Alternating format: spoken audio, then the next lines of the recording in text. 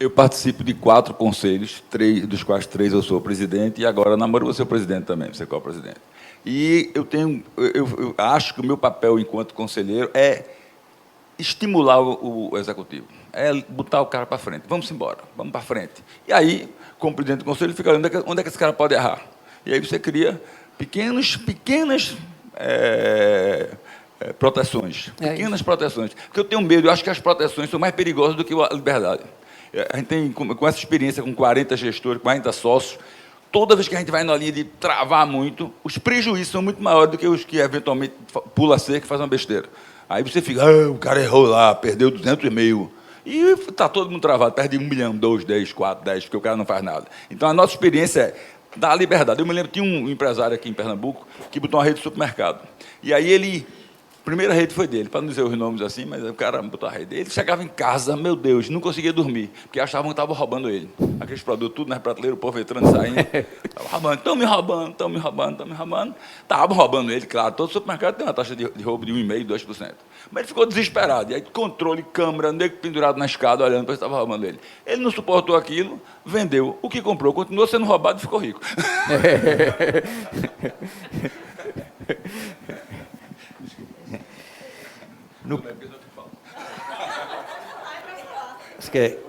Não. O Carnevale, a gente, como está num ambiente muito de empresas familiares, né? No caso de uma família empresária, ela pode, na sua visão, controlar e dirigir um negócio estando totalmente fora da gestão? Pode. Não necessariamente. Tem a história de várias empresas longevas, não várias, porque é difícil você ter uma empresa muito longeva, mas onde numa geração inteira não teve ninguém da gestão, e na outra geração você tem gente da gestão. Quer dizer, quando você tem uma boa noção de governança, primeiro você tem uma boa noção de que se você tem ou não tem o líder para fazer o que precisa ser feito dentro da família. Porque não necessariamente, e é raro, que você tenha de uma geração para outra a troca de líderes dentro da família. Então, às vezes, você coloca um líder de fora, ele fecha um ciclo dele, a família consegue gerar alguém para o próximo ciclo e assim sucessivamente. Quer dizer, é porque o negócio já se destacou da família. E aí você consegue ter um componente da longevidade. Isso não é a única coisa que determina a longevidade numa empresa. Você tem alguns componentes. Esse é um. É quando ela consegue ter a liberdade de trazer líderes da família ou do mercado em função do que o negócio precisa, em função do que você tem de liderança na família. Quando isso está bem resolvido, quer dizer, então daí você tem bem claro o líder que você tem e o que você tem em casa. Quer dizer, essa discussão, quanto mais racional, melhor. Entendeu? E nas empresas familiares, né, o que é que faz a empresa se tornar atraente para os profissionais talentosos? Né? Pois é, você tem um artigo até que saiu na Harvard, que fala sobre isso. Então, o tema, eu estou vendo até, é um tipo de uma caravan que tem um logo assim, aquele plástico de Family on Board. Quer dizer, só para dar ideia da mensagem. E nesse artigo eles falam uma coisa importante. Você precisa ter algumas regras básicas internas para poder atrair talentos de mercado. O que um talento de mercado, não o talento, mas um talento mesmo, ele quer perspectiva, ele quer autonomia, ele quer a possibilidade de ascensão e de realização. Para ele entrar num grupo familiar, ele precisa perceber que ali dentro a meritocracia vai prevalecer. Então você precisa ter regras que permitam atrair essas pessoas, de que você consegue acessar o pool de talento que uma economia possui, uma sociedade possui. Esse pool de talentos ele ele é um negócio assim exclusivo. Algumas empresas ganham a possibilidade de acessar esse pool de talentos. Ele é um pool imaginário de talentos, mas ele está lá. Você precisa estar entre as empresas que esse pool considera. Aí você conseguiu. E essas empresas precisam ter algumas regras pré-estabelecidas, internas, para mostrar esse pool de talentos que ela existe e tem condição de atraí-los. A empresa que tem essa noção, ela faz a lição de casa a nível de pessoas e cria as condições para se candidatar a isso. Isso garante longevidade, porque ela tem acesso a esse pool de talentos. Só um instante. A gente vai pedir para falar no microfone para ficar registrado na gravação. Carnevale, bom dia. Bom dia. Pegando esse gancho, né, dessa pergunta, eu achei bastante oportuna, o que um executivo ele precisa desenvolver? Eu não estou falando dos hard skills, eu estou falando mais das soft skills, das habilidades que ele precisa ter inerentes para ele ter uma ascensão numa empresa com uma característica familiar, com um foco familiar, de modo que ele possa interagir bem entre executivos, família, colaboradores. Qual é esse... Aproveitar a sua experiência aqui hoje, que eu sei que... Qual seria essa tua receita? Essa receita? Se é que possa ter, né? Apanhei muito por causa disso. É difícil ter uma receita para isso, mas o ponto é assim, na verdade você precisa conhecer bem a dinâmica de poder dentro da família, dentro da organização. E aí poder interagir bem com isso, sabendo que o teu papel lá não é um papel da política no sentido mais rasteiro, mas é um papel de política para você saber defender ideias, ter flexibilidade, porque precisa de flexibilidade, e você saber que o tempo todo você está querendo levar ao nível para garantir a racionalidade prevaleça. Porque o que é diferente numa empresa familiar, no meu ponto de vista, é que você tem um componente emocional ali mais presente do que numa empresa normal. Embora você tenha uma empresa institucional muito componente emocional. Isso daí está sempre presente. Mas é de natureza diferente, né? O vínculo com a empresa é menor, o vínculo numa empresa familiar é bem maior, bem maior. Quer dizer, as pessoas estão muito mais, mesmo as pessoas que estão lá, tem muitos profissionais lá que nasceram, vieram com o dono, vieram com coisa, então eles têm um vínculo com a organização que você não encontra, por exemplo, numa CSN, eu saí de uma Camargo, que é uma empresa mais familiar do que a CSN, embora as duas sejam mais institucionais, mas a primeira entrada minha na empresa, na CSN, foi um choque, entendeu? Um choque, eu falei assim, eu entrei no velho oeste americano, entendeu? Atira primeiro e pergunta depois. Quer dizer, então foi um choque.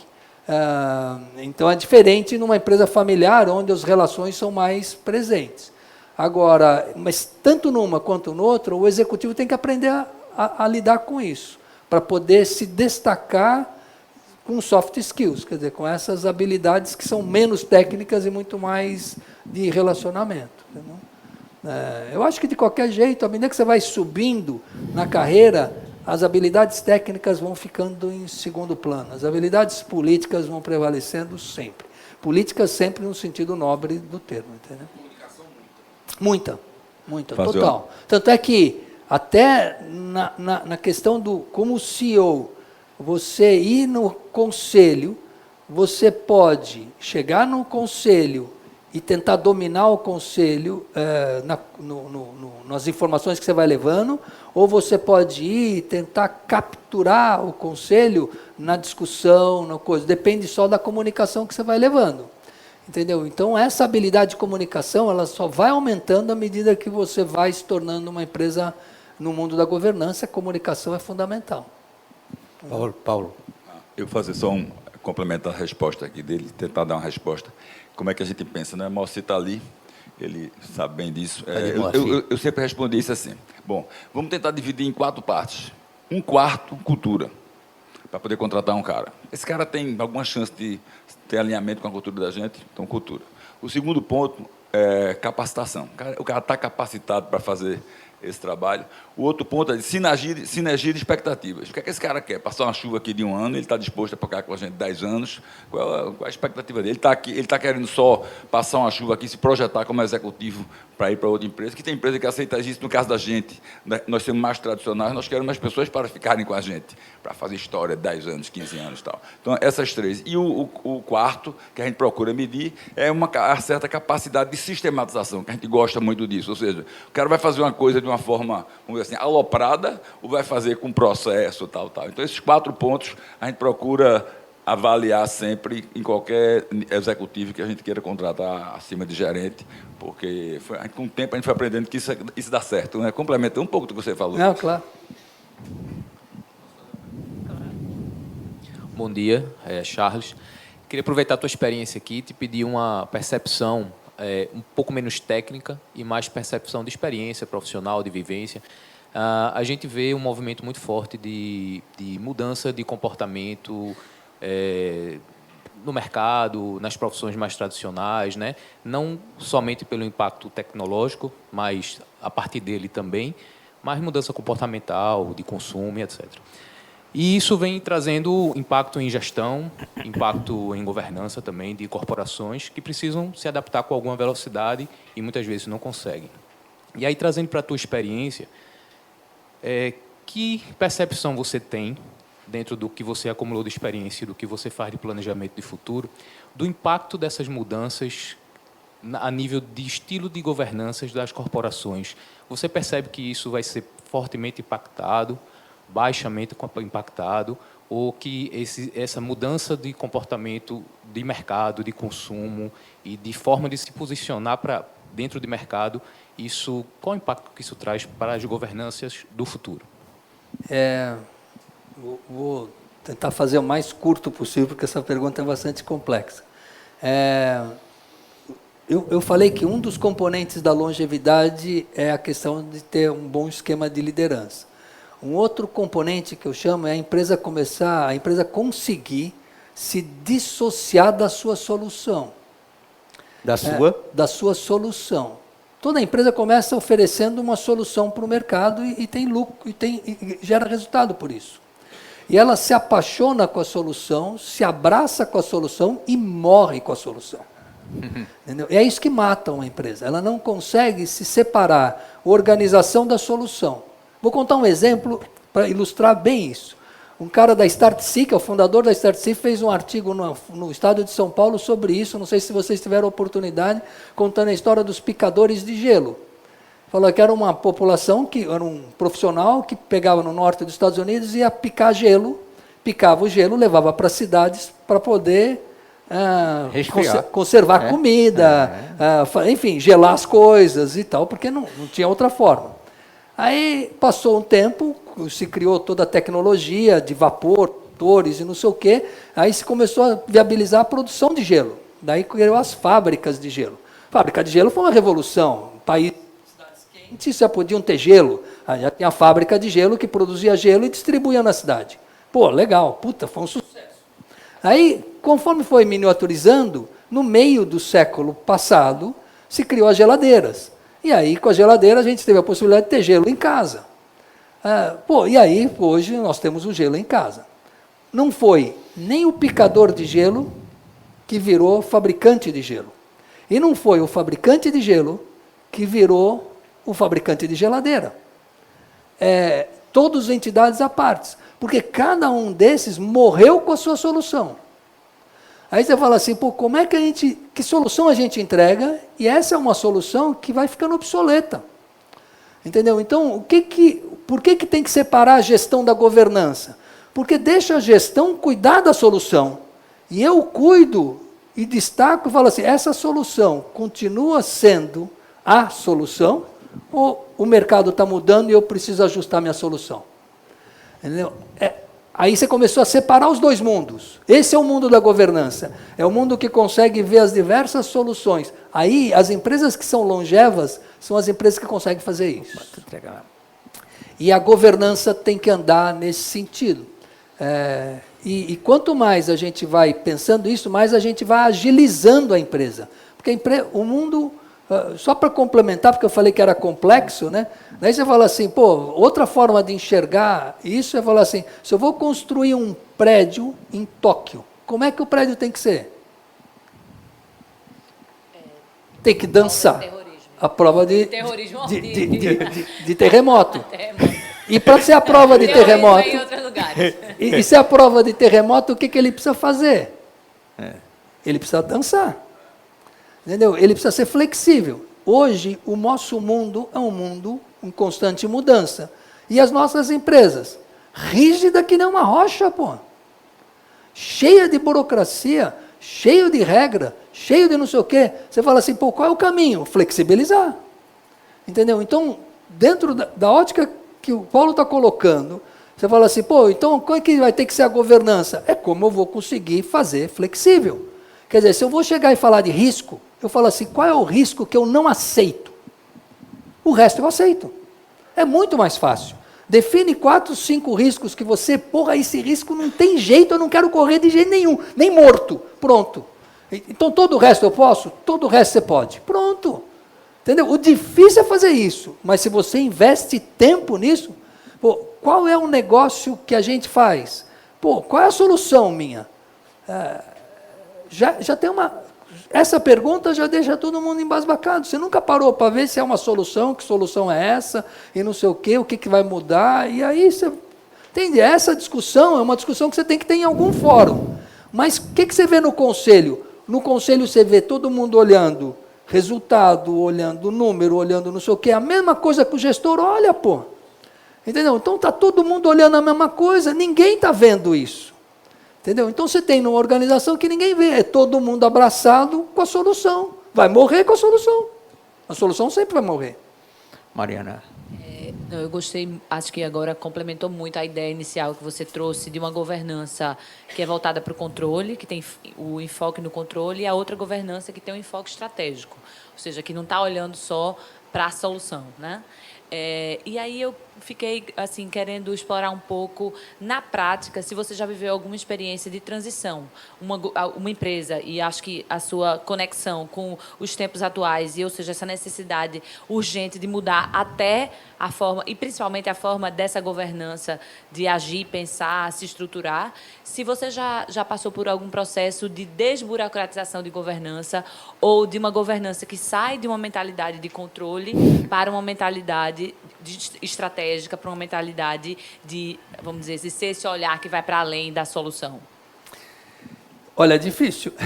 É mais um projeto, é mais um esforço grande de você ir limpando a reunião de conselho, não permitindo que a reunião de conselho se torne uma segunda opinião do gestor, porque a chance de a gente sentar lá, e eu cometi muito desses erros, entendeu? Até como ex-CEO, os meus primeiros conselhos, eu me via como alguém olhando e falava, pô, esse cara está fazendo tudo errado. A gente sempre acha que o cara está fazendo tudo errado. E daí você começa a esgrimar com o CEO, daí você fala, pô, está tudo errado aqui. Daí é um processo de aprendizado forte, para daí aprender e falar assim, não, o que eu preciso é limpar tudo isso e começar a olhar de como eu posso contribuir. Com ideias, com coisas, para tirar o gestor do dia a dia dele. Porque qual é o dia a dia dele, do gestor? É uma máquina de moer carne. Entra problema por um lado, tem que sair solução pelo outro.